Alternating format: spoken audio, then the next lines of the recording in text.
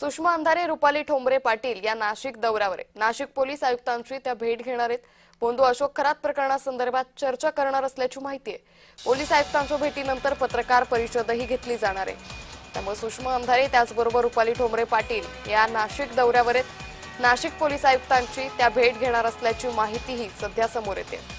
पुन्हा एकदा जाऊयात आमचे प्रतिनिधी किरण गोटूर यांच्याकडे। किरण, आज सुषमा अंधारे आणि रुपाली ठोंबरे पाटील या नाशिक दौऱ्यावर काय अधिक अपडेट?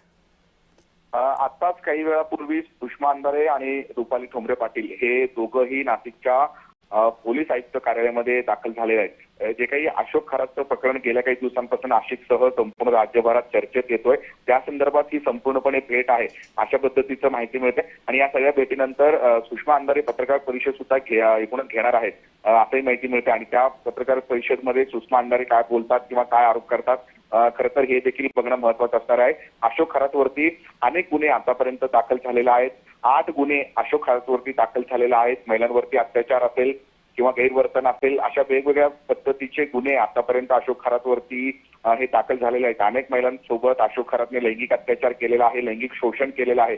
असे गुन्हे दाखल झाल्यानंतर हा संपूर्ण जो प्रकरण आहे तो राज्यभरात चर्चेत केलेला होता। आणि त्याच अनुषंगाने आज सुषमा अंधारे आणि रुपाली ठोंबरे पाटील हे दोघेही नाशिकमध्ये दाखल झालेले आहेत। आता काही वेळा आधी ते नाशिक पोलीस आयुक्त कार्यालयामध्ये सुद्धा आलेले आहेत। आता काही वेळानंतर या सगळ्या मुद्द्यावरती त्यांचं नाशिक पोलीस आयुक्तांसोबत चर्चा होईल आणि त्यानंतर ते प्रेस घेणार आहेत। आणि प्रेसमध्ये नेमकं सुषमा अंधारे असेल किंवा रुपाली ठोंबरे पाटील असतील हे काय बोलतात हे बघणं महत्वाचं असेल।